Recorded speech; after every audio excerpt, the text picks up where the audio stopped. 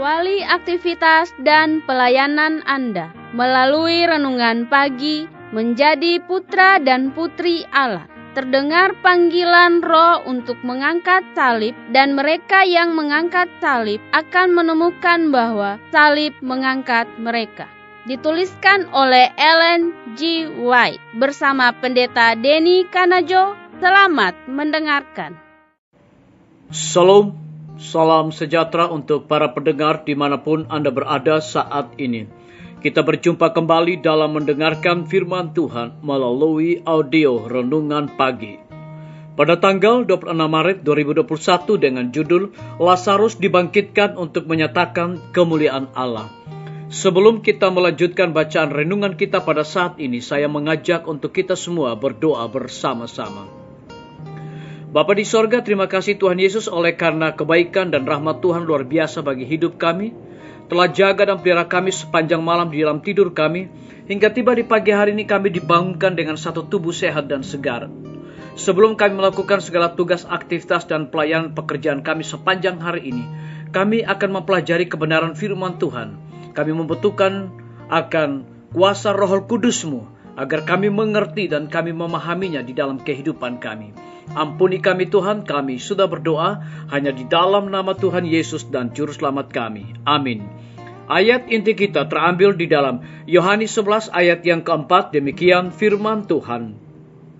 Ketika Yesus mendengar kabar itu, ia berkata, penyakit itu tidak akan membawa kematian, tetapi akan menyatakan kemuliaan Allah, sebab oleh penyakit itu, anak Allah akan dimuliakan. Mari kita ikuti penjelasannya. Penundaan Kristus 2 hari setelah mendengar bahwa Lazarus sakit bukanlah suatu pengabaian atau penolakan di pihaknya.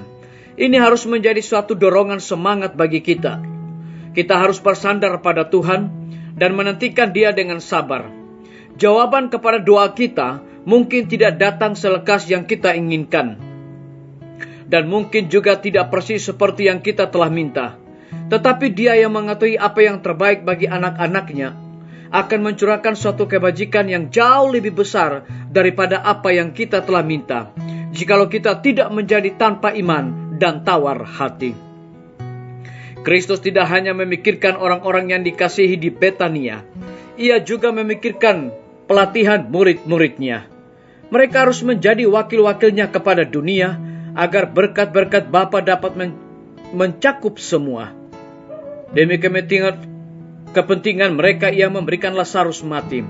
Kalau sekiranya Ia memulihkan dari kesakitan kepada kesehatan, mukjizat yang menjadi bukti yang paling pasti akan tabiatnya yang ilahi itu tidak akan diadakan. Kalau sekiranya Kristus ada di kamar sakit itu, Lazarus tidak akan mati, karena iblis tidak akan mempunyai kuasa atas dia. Dalam hadirat pemberi hidup itu, maut tidak dapat membidik anak panahnya pada Lazarus. Ia mengizinkan Lazarus berlalu di bawah kuasa kematian. Dan kedua, perempuan bersaudara yang menderita itu melihat saudaranya dimasukkan ke dalam kubur. Kristus mengetahui bahwa ketika mereka melihat wajah saudaranya yang mati itu, iman mereka pada penebus mereka akan dicobai dengan keras. Demikianlah Ia sedang memangkas cabang-cabang agar dikeluarkannya lebih banyak buah. Ia mengetahui bahwa karena pergumulan yang sekarang mereka sedang lalui, iman yang mereka akan bersinar dengan kuasa yang jauh lebih besar. Kepada semua orang yang menjangkau hendak merasakan tangan Allah yang menuntun, saat kekecewaan yang paling besar merupakan saat bila pertolongan ilahi paling dekat. Dari setiap pencobaan dan setiap ujian, Ia akan membawa mereka keluar dengan iman yang lebih teguh, serta suatu pengalaman yang lebih limpah. Biarlah bacaan renungan kita saat ini akan menjadi berkat bagi kita semua. Mari kita tunduk kepala dan berdoa. Bapa di sorga, terima kasih oleh karena kebenaran firman-Mu pada pagi hari ini, mengingatkan kembali kepada kami bahwa ketika Lazarus mati, di sanalah Tuhan menyatakan kemuliaan Allah yang luar biasa bagi kehidupannya. Terpujilah nama-Mu ya Tuhan. Pada saat ini, Hamba berdoa untuk pemerintah kami, Tuhan memberkati Bapak Presiden bersama dengan wakil, seluruh menteri dan stafnya. Mereka sangat membutuhkan akan hikmat dan pengetahuan sorga dan juga dedikasi di dalam segala tugas dan tanggung jawab yang Tuhan percayakan kepada mereka, agar dapat menjalankan roda pemerintahan di tengah-tengah pandemi, gempa bumi, gejolak, longsor, dan juga masalah-masalah yang lain. Kami percaya dengan kuasa Tuhan, pemerintah kami dapat mengatur dan mengatasi semuanya tepat pada waktunya. Kami berdoa untuk para tim medis, Tuhan berkati dokter, perawat, bidan di setiap rumah sakit puskesmas yang ada di Indonesia. Mereka sangat membutuhkan kuasa dan tuntunan Tuhan kepada pelayanan mereka. Mereka melayani tanpa pamrih, tanpa mengenal diri mereka dan juga keluarga anak-anak mereka.